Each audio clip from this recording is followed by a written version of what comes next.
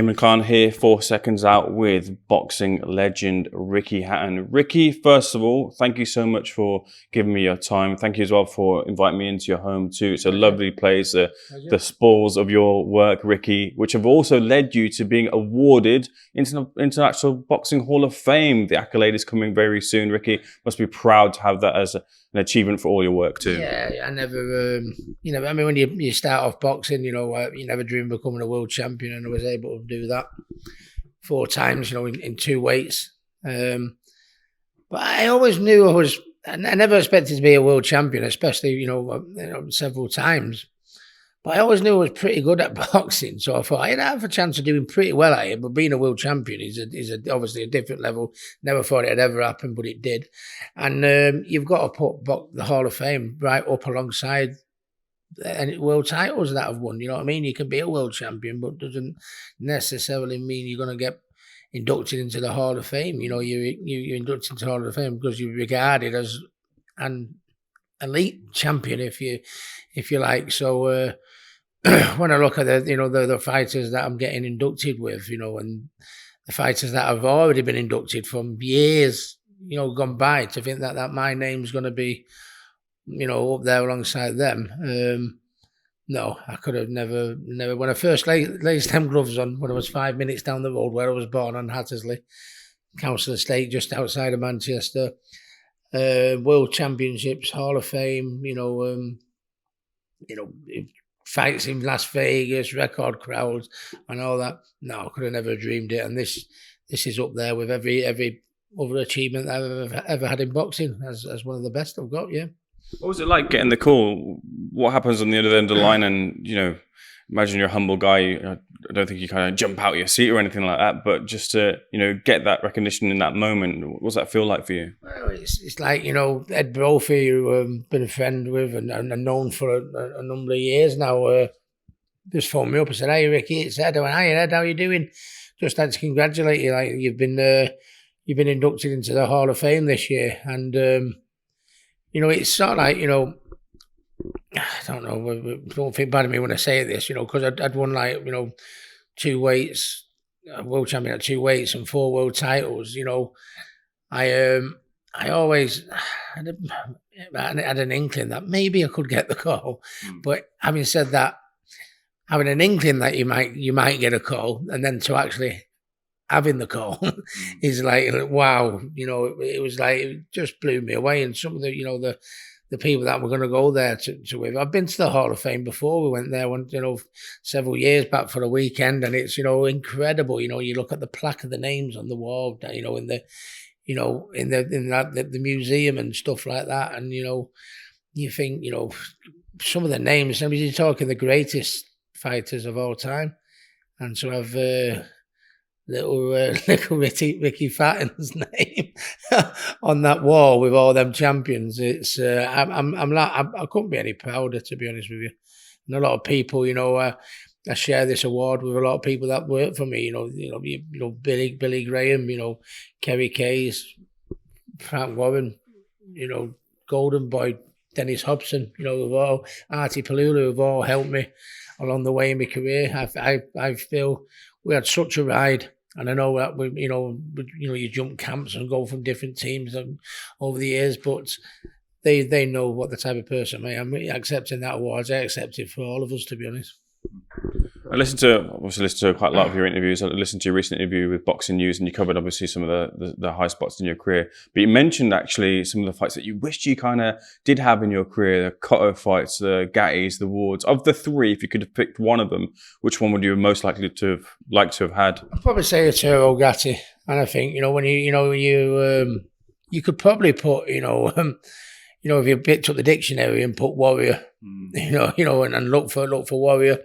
It wouldn't surprise me if you had a picture of Turo Gatti there. That's what he was. He was a warrior. I met him a couple of times. He was an absolute gentleman, legend of a man. And I think we were mentioned a couple of times because obviously our styles and stuff like that. But obviously I went, another way. I think Arturo ended up boxing Floyd, and I ended up boxing. I think I boxed Ayman McGee just before, and then these fighters like Cotto, and he ended up fighting Malignaggi, and I fought Kostya, and it wasn't through any need of.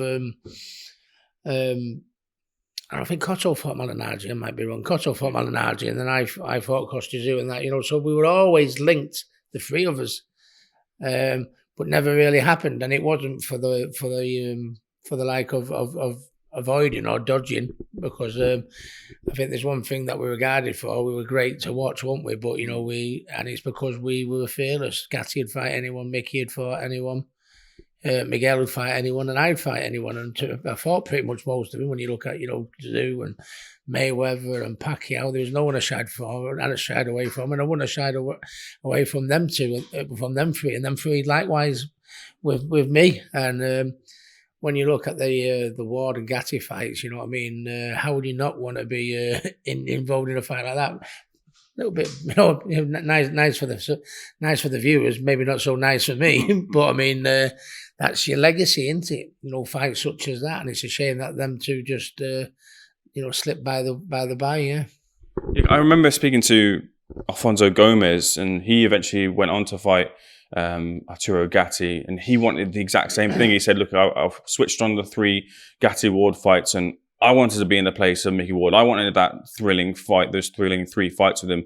It ended up being, for Gomez, it wasn't the same Gatti that he fought, but was it for you just seeing those moments of those Gatti fights and just putting yourself in that place? I don't think there's a fighter in boxing that wouldn't share the same view. You know what I mean? I was involved in some great fights. Do you know what I mean? You know what I mean? The Kostya fight was a great fight. I fought Louis Collazo when I moved up to welterweight. You know what I mean? You know, Billy Graham advised me against moving up to welterweight, but I wanted to do what my heroes had done, be a 2-weight world champion. So for 5'6", like welterweight, to move up 7 pound, not 3 or 4, you know, like the bantamweights do, to super bantam or super bantam to featherweight. Full 7 pound, wasn't it? And it was hard, but that was a great fight. And you know, when you look at rivalries, don't you? In this country, Ben Eubank, they made each other, didn't they? You know what I mean? Because they had a rival. And even though I fought the best, well, arguably the 2 best of all time, if you think, in Pacquiao and Mayweather, that's one thing I always think. Oh, I wish I had a rival. Do you know what I mean? You know, like Eubank, Ben, like Ward, like Gatti, because that's where they're going to be remembered by. You know, isn't it? You know, they're being involved in them trilogies. Do you know what I mean? And it's if there's one thing I could turn the clock back on, I think I speak for him. I wish I had a Cotto or a Ward or a Gatti to have a trilogy in. I mean, that's the only thing that my career was missing. I didn't do bad though. I did fight pretty much anyone that was put in front of me. But you know what I mean. You know, that'd have been something else. It would have been great if maybe Khan was maybe a few years older, a few years more into his career, because that was whispered, wasn't it? And he was obviously, you know, starting his career, maybe coming off the back of the Prescott loss, looking to build back from that. But that was something that was whispered around that time that never kind of materialized. But maybe if he was you know, ifs and buts and all that, but if he was, that could have been it. Just timing. I mean, I think Amir was at the, you know, at the top, and I think I made a comeback against Senchenko. It made me come back for different reasons. Obviously, I went through a bad time. I had a lot of demons in my head and stuff like that, and I felt I needed to come back and, you know, to get my mind open and things off my chest.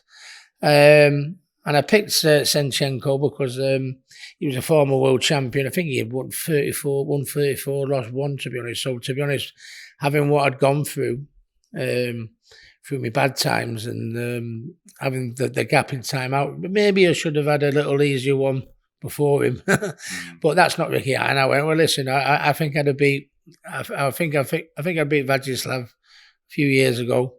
So if I can't beat him now, then retired is where I should stay. And that was always my attitude. I should have gone, I'll have a little one first, and then I'll go in with a world champion. But I didn't. And I think I was winning the fight, you know, but I mean, not by much because he was crawling it back a little bit. But I think if I could just get my head over the nose over that finishing line, I think I might have won. And I think the fight with Amir might have happened then. But it was a simple case, you know, he was there and I was coming to the end, you know what I mean? But I think if I'd have beat Senchenko, because I think Malignaggi was the champion he just took it from Senchenko. Mananaji was the champion, so I was thinking to myself, listen, I think I'd have beat Vajislav a few years ago, so if I can't beat him, then you've done the right thing, stay retired, Rick. But I think if he had a beat him, I'd have probably gone on to fought Paulie. Or Amita, because of the localness. He's from Bolton, we're from Manchester, same way and everything like that. But I was just coming to the end, and he was there, and he might have beat me, actually, to be honest with you. There was a lot of miles on the clock for me by the time I fought Senchenko and stuff like that. So it didn't happen, but I think it could have done, maybe. If I'd have won that, if I'd have come through that one. When you say he might have beat you, how close of a fight would it have been, do you feel?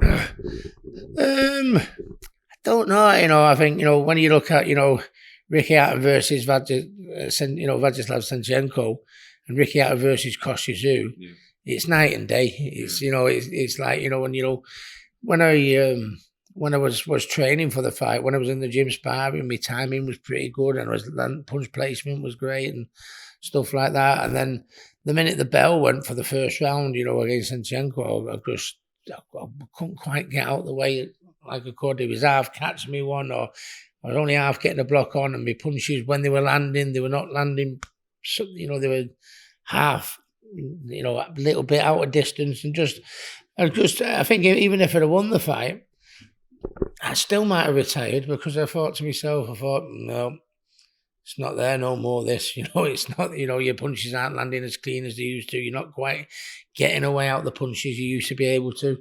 So, but like, it's a famous words for the boxers. So I probably wouldn't have, but if I had won, I probably would have carried on, because that's what boxers do, don't we? We're not right, really. But, yeah, but I think there was, even when I fought Pacquiao, and that's why I retired. Pretty much after Pacquiao, I knew there was a lot of miles on the clock when I fought Pacquiao. So to come back years after the Pacquiao fight and fight Senchenko and that, it probably everything happens for a reason, and probably the fact that I did get beat was probably a blessing, because I could retire happy then. I thought, well, I want to see if I had it still. I haven't. That's good enough for me. And I went into retirement, and I've never looked back. There's an interesting saying in boxing. It says that the boxer is always the last to know that, something's not quite as good as it used to be, fast as it used to be, powerful as it used to be, reactions aren't as quick as they used to be. But you seem to have known that. You seem to have your feet firmly on the ground. And even those boxers who have tread similar sort of paths, they still kind of continue on and still think they have it. So why were you able to have that sense of realism that, maybe you knew your time was up, but others in the industry don't seem to have that? I've never been a Billy bullshit, as they say. I've always been honest, and I've always think I've been clever enough. I just when I did get beat, a lot of people, probably thought, how's Ricky going to go on? He didn't cope well with the Mayweather defeat. He didn't cope well with the Pacquiao defeat. How do you think he's going to go on here now? Now he's got beat by Senchenko. And he's it was the best thing that could ever happen to me, to be honest with you. You know what I mean? I mean, at the end of the day, I thought to myself, have I got one more left in me? Like we all do. Have I got one more left in me? God, I think I've got one more left in me. Come fight night, I hadn't. I hadn't. So where normally people would go, oh, God, Ricky's lost up. Ricky's going to lose the plot again. He's going to go off the rails. He's going to do this. It didn't. It had the opposite effect. And if you look at my life, since the Senchenko one, that was one where I got my life back on together. A few years after that, I got asked to do an exhibition against Marco Antonio Barrera, where I come in great shape, lost all my weight, kept my weight off pretty half all right, to be honest. To this day, that got a lot of good feedback. And then I did my documentary on Sky. Yeah. That got a lot of good feedback from that. I went and had a little show on Dancing on Ice, you know what I mean? And all these things that I've been doing is because I'm in a good place now. And it all stemmed from that Senchenko fight, where a lot of people thought, oh, he's got knocked out. What's going to happen here? No, and from that day on, I never looked back. Yeah, it's good to hear you on the interview that I listened to that you're saying that you can now look back on with fondness on the Pacquiao fights and the Mayweather fights. Yeah. The Mayweather one specifically, because you were just the perfect foil to him because of his brash arrogance and, you know, turning it up with the Manchester United stripping, dancing and stuff. You were just able to brush that off. Do you look back at those moments specifically as well with that fondness? Yeah, funny. I remember watching the 24/7 program that they did, didn't they? And it was like good cop, bad cop, wasn't it? It was like, you know, there's Ricky Hatton in the pub with his mates having a game of darts and a pint, you know, and there's Floyd, you know, throwing money at $100 bills at the camera and talking about his 250 on the wrist and, you know, 200 round the neck, and, you know, and I think, no, I think, where's he? I can't remember where he was from initially. We went to his hometown in Grand Rapids, went to his hometown and that, and I think, you know, where we're from, council estates or projects, which are in the United States, where there's not a lot of money about, people can't afford to put the heating on or food on the table, they don't have any holidays, they've got to work overtime and everything like that. I thought people like that, you know, I don't think they take too much, you know, whereas we can't put food on the table, and he was born here. He's showing off his wealth and that. We were so different, weren't we? I get paranoid driving my car around Hattersley Estate now. You know what I mean? You know, in case anyone goes, look at that flash, so and so. Floyd is the opposite. He's happy to show everyone who hasn't got a pot to piss in. Look at me watch. Look at this. Look at that. And that's what we're very different. As a boxer, I don't really know Floyd that well, so maybe I shouldn't really comment until you know the person, but only just from a distance. We look very, very similar personalities, but I feel very blessed that I was given the opportunity by him, and I was able to share the ring with him, because I mean I had been successful in the boxing and, you know, put enough money in the bank for my family to be, you know, healthy and everything like that. But then when I boxed Floyd, you know, my life, my kids' life, their kids, and my kids' life changed when boxing Floyd Mayweather. So I'll always be grateful for that. And it was great. It was circus, wasn't it? The good cop, the bad cop. You know, it was like, you know, I was like the people's champion, and he was the villain, and, you know, it was and my style against his style, and, you know, and the fans that went over to Vegas and everything like that. I went to the Pacquiao Mayweather fight, which was obviously a bigger fight than mine and Floyd's. But I think for atmosphere, and, you know, I don't think it come close to mine and Floyd's. I think it was one of them, you know, people still say to this day, oh, Rick, what a weekend that was. You know, makes you feel, like you say, makes you feel proud, and something I can look at now with fondness. Well, I used to look back on it and be heartbroken, yeah. You're moving forward to the Hall of Fame accolades, recognition, caps off or crowns your career.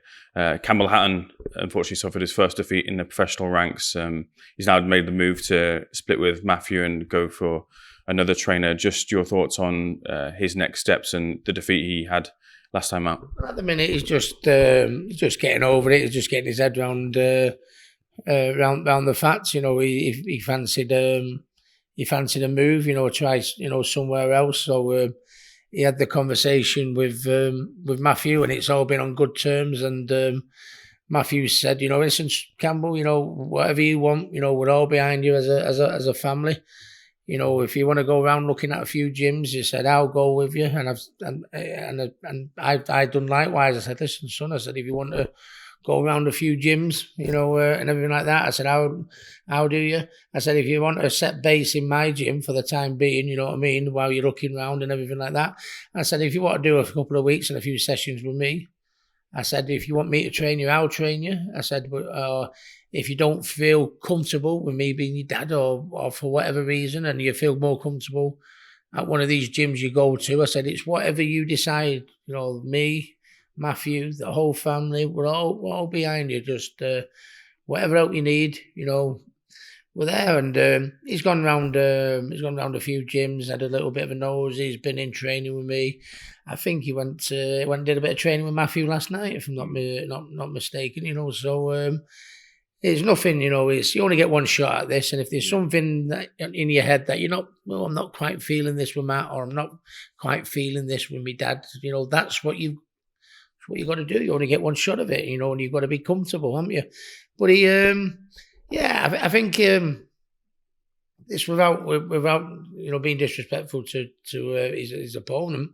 I think he's a better fighter than the opponent. He just didn't have the experience. He got, you know, he threw all his eggs in one basket far too early in the fight, throwing punches 10 to the dozen where he wasn't looking at his punch placement or anything like that. There's one thing having a good engine, which Campbell has got, but if it's a good engine of a load of shit, then you might as well not bother in the first place, haven't you? And that's what it was. The quality wasn't good.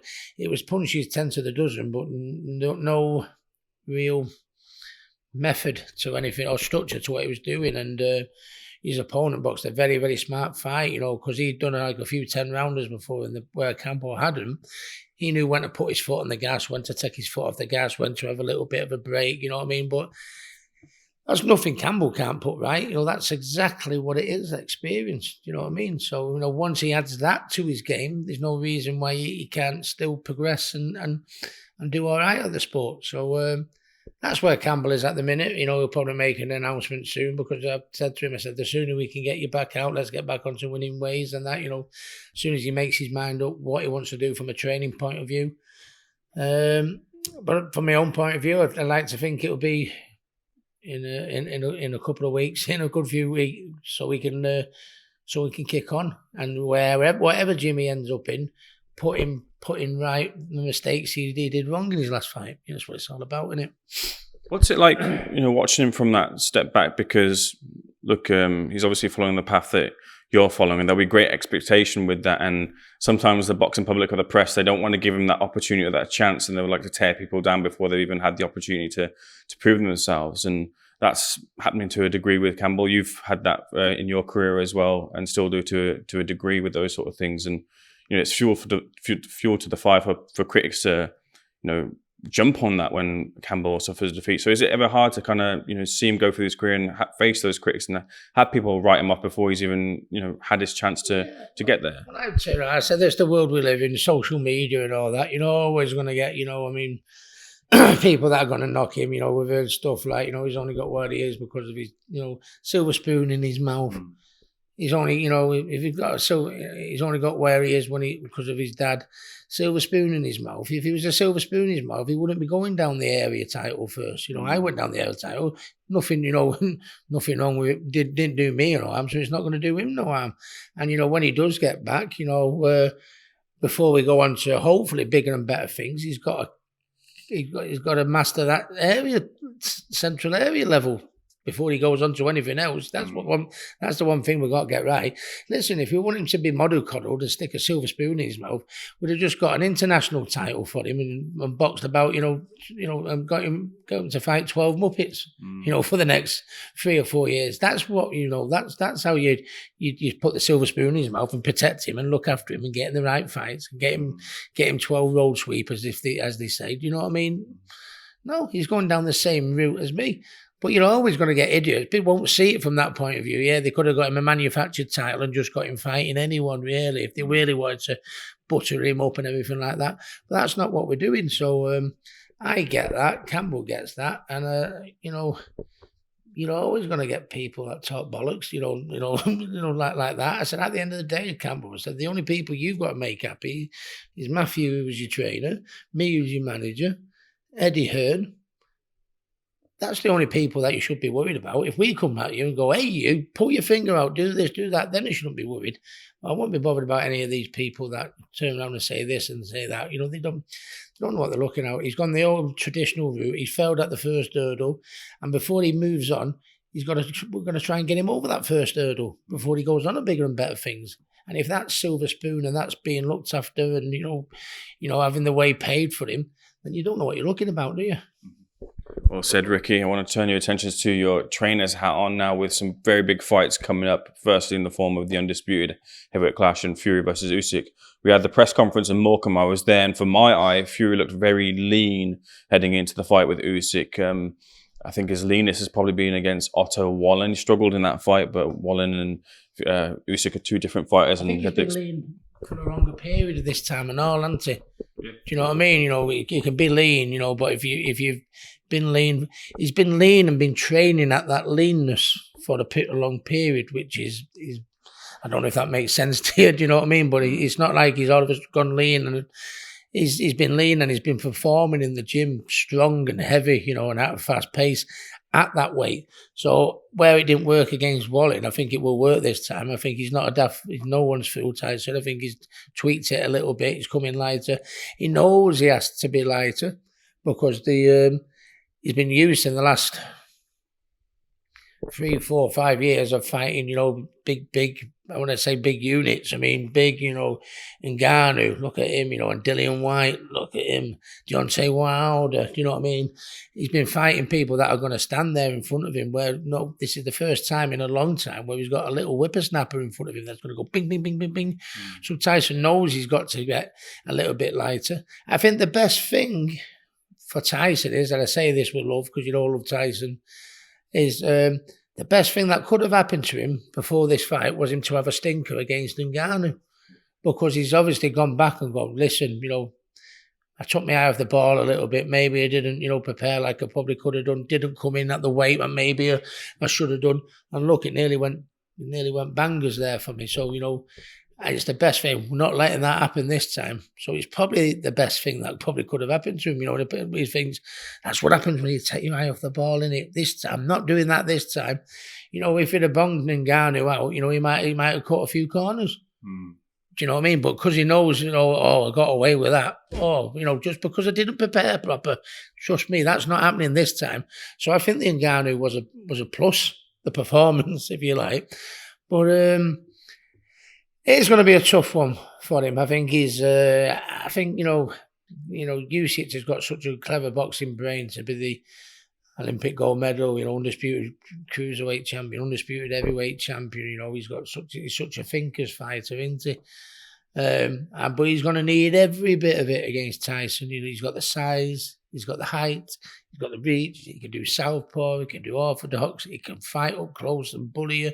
He can bite at distance. He's got unbelievable defense. I think, and the fact that he's smaller, he'll bring a speed factor to it. That'll, you know, I mean, we're all going about, you know, Usyk's speed. You know, Tyson's like lightning, you know, for the big guy. And the fact that he's slimmed down a little bit, I think he'll be even more faster and even more explosive. Obviously with what happened in the Ngannou fight, I just hope he's still got a bit left in the tank. You know what I mean? You don't want them 3 fights with Wilder. Look what it took out of Wilder. Do you know what I mean? His last fight, he didn't look half the fighter. And when you look at Tyson's fight again and Ngannou, you think to yourself, have them 3 fights took it out of him? I don't. I just think Tyson took it a little bit lighter. I like the way his interviews are. He's not doing as much rubbishing or bad diet. You know, I mean, he's still saying the odd little things, and Tyson wouldn't be anything. You know, that's why we love him.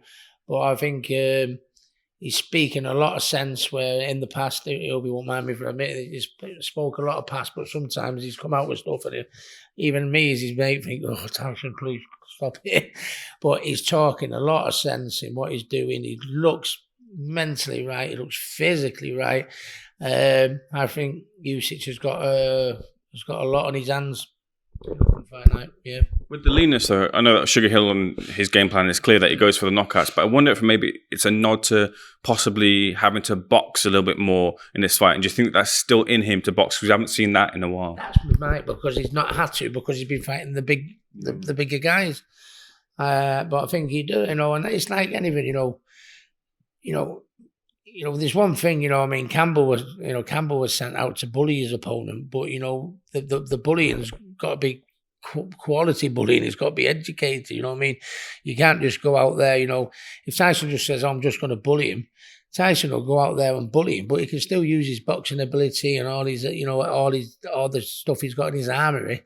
He can still bully someone. But and I say this to my fighters in the gym all the time, I train a girl called Chloe Watson. I said, last time, you won the European title, but you just bullied it out of her. When I say bully someone, I still don't mean you forget the niceties and the subtleties and the jab and the movement as you go in. Sometimes people say bully him, they just think, and it's not like that. And I think Tyson, if he bullies him and uses all the ability that he's got in his armory as he's bullying him, I think Alexander's got a tough night on his hands. Really do. I'm sure you saw anti-Joshua dispatcher Francis Ngannou after Francis Ngannou had a spirited effort against Tyson Fury. A lot of people are calling this for Joshua the resurgence and back to the best under the guise of Ben Davison. Do you feel that's the right way and that's something we need a future fight in the next few fights, Fury and AJ to battle? Yeah, I was really proud of AJ to watch it. I mean, I saw his fight. I was in Tenerife actually, and I was watching his fight against Usyk there, and I think he had a little bit of a breakdown, didn't he? He threw the belt into the crowd and he got the mic and he was having this big speech to the audience. And I was like, wow, he was in the corner with him here. Can't someone just come and put their arm around him and say, come on, AJ, let's get out of here. Let's get back to the changing rooms. Let's regroup.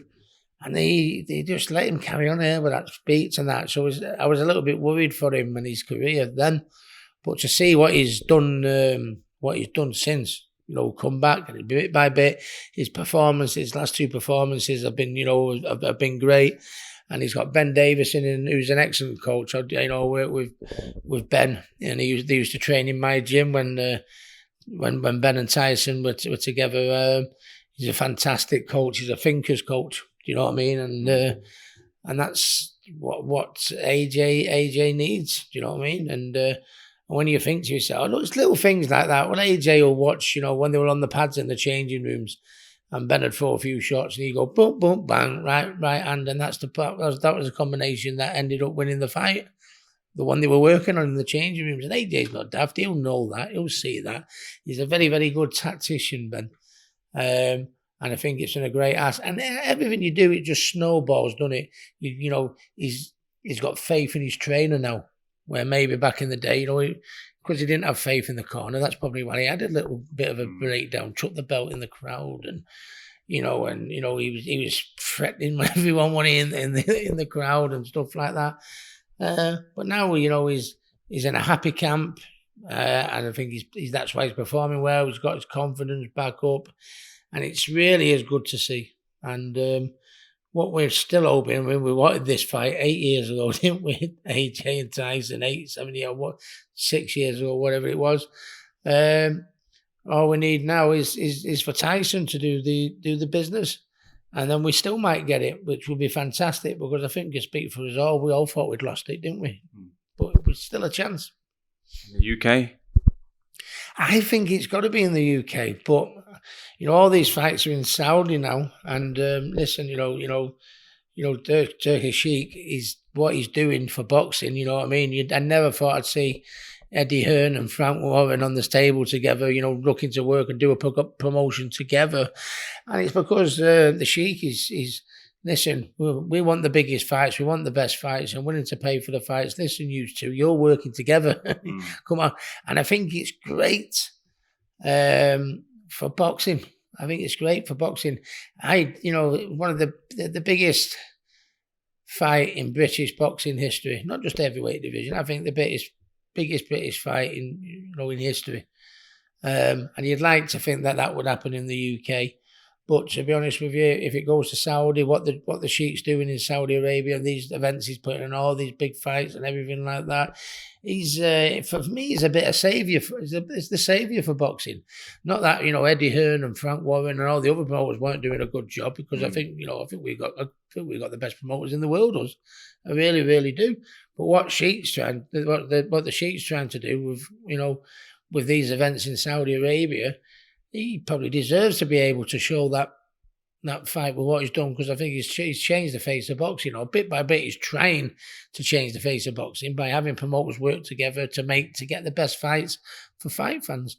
So So yeah, I think it should be in England. I'd like it to be in England, but if it's, I think it will probably be in Saudi, and no one deserves that more than than the Sheikh for what he's trying to do for our sport.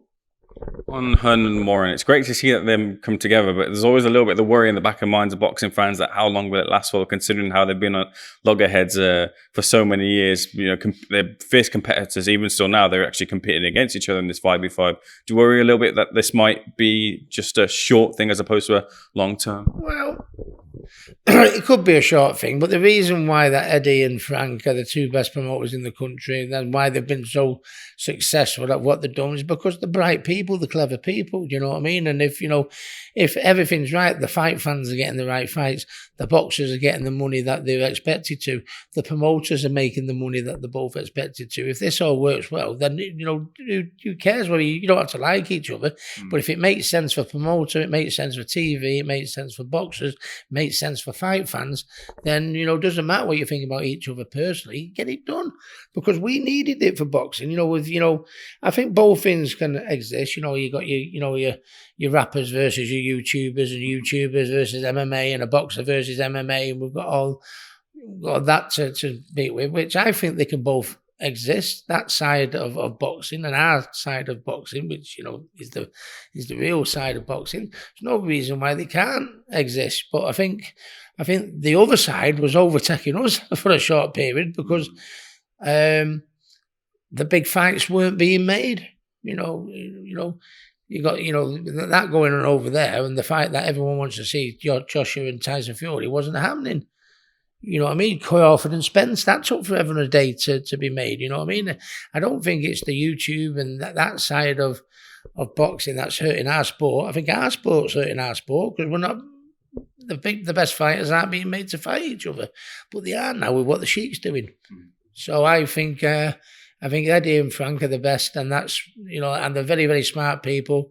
And I think at the end of the day, if we're all getting out of it what we want out of it, which is the main thing at boxing, boxers are happy, promoters are happy, TV's happy, fight fans are happy. Job done, isn't it? And if that's happening because of what the Sheik's gladly doing, I think they'll be around at each other's house for Christmas Day. To be honest with you, if that works, I think they'll make up. A couple of final things from me, Ricky, and I'll let you go because I've taken quite a bit of your time. Who do you fancy in the 5v5? Do you think Eddie will come out on top, Frank will come out on top? And maybe you can give me your thoughts on Wilder versus Zhang, which is maybe the marquee fight. Depends what Wilder's got left. Wilder did not look good against Joseph Parker, did he? And Joseph Parker is a much improved fighter. He's always been a good fighter, don't get me wrong. But I think lately his confidence is up and he's performing better than he's ever done. But Wilder always has that massive, massive power. Do you know what I mean? I'd probably put my money on the opposite corner. But, if Wilder ends up peeling one off and knocks him out, that wouldn't surprise me anyway. So I'd probably go the other way, yeah. He just looked like a totally different fighter, Deontay, in the last fight, So I'd probably go the other way, but they're probably smart money would probably be to go on Wilder. But I think might drift to the other corner this time. Wahergovich? I think it's a 50-50 I think that's anyone's fight. I think the majority of the fights are 50-50s. It's a 50-50 with Wilder because he's got the punching power and obviously the other lad's a little bit fresher, you know what I mean? So, and then you've got, Dubois, who's lost a couple of fights along the way. You got the fight with Usyk, with the low blow, that controversy, and then there was the eye with the Joe Joyce and that, So I think that's a 50-50 fight. And because it's a 5v5 and like that, there can't be any favouritism. There can't be any advantage given. I think they're all going to be 50-50 fights. I don't think if they all wasn't 50-50 fights, I don't think Frank and Eddie would agree to have it because, Frank's not going to agree to him if Eddie's got the 5 favourites, which is normally the case, isn't it? And vice versa. So I think it's a great idea having the promoters work together and everything like that. And if it works, them two guys are not daft. That's why they are where they are. That's why they're the best. I think it'll happen more and more. Just to end off, going back to your career, highs and lows in your career, in those low moments, and I don't know if you've seen Ryan Garcia, who's heading into this fight with Devin Haney. He's kind of being erratic behavior, and he's heading into this big blockbuster fight. And for a lot of people in the industry, maybe they're feeling that he shouldn't probably have this fight because of some of the stuff that he's coming out with, or some thoughts about whether this was legit or not, and maybe he was put in the front there. But it seems to be the case, at least from my eye, that he's maybe in need of some help. Have you seen Ryan Garcia's behavior at the moment, and does it concern you? I've seen little bits. I've not been following it massive, but I've just looked at the few comments and this and that, and it's a simple question of is it mind games? Is he trying to which has always been a way in boxing, but ever since social media come out, it's leapfrogged, the mind games situation, because you don't know what to believe sometimes, because everyone's either trying to get a bigger following or get some followers or get more likes or get more retweets, or so they feel they have to do something controversial to say none more than Tyson in the past, and and John, and you've got KSI, and then it just seems the way of the world now with social media, to generate publicity, which is funny because there was no social media about when I was about, but I mean I didn't. It's something that the world that I wasn't part of. You know what I mean? I just said it the way it was. Let me fight and do my talk. Just kid next door, no airs and graces. People like me sense of humour. They like me fighting. I didn't need to sell myself. They want to come and watch me for me. But this is the world we live in now with social media. So if you're asking me, I honestly could not know. I think toss a coin. He could be having a little bit of a breakdown. I don't know why, because he's got no reason to. He's at the top of his game, probably at the best, form he's going to be in his career. So there's no reason why he should have. Might it be the loss to Javante? It seems to have kind of come back from there. True. Yeah. But there's no distraction usually from Javante, is there? Do you know what I mean? So and champions, that's what legacies are built of. When you come back from a setback, do you know what I mean? If you're, and it's like I said to Campbell, I said, listen, you've lost a fight, you learn from it, you come back from it. That's what a fighter's all about. It doesn't matter what level you're at. You know what I mean? You've got to have something about you and come back. So, and I think he has something about him. So it's just, being from the press, you probably know better, more better than me, to be honest with you. It's just, I don't. People say, is he playing mind games, or has he flipped his lid? Or is he just got his social media head on? I don't know what the answer is. Don't know what the answer is, but I think we'll find out a lot more in this fight. That we get more answers. Yeah, definitely. Well, Ricky, thank you for giving me your answers today. Much appreciated. Ricky Hatton, MBE. I should make sure I say congratulations on the Hall of Fame induction as well too. Thank you so much for speaking to SecondsOut, sir. Thank you. Much appreciated. Cheers.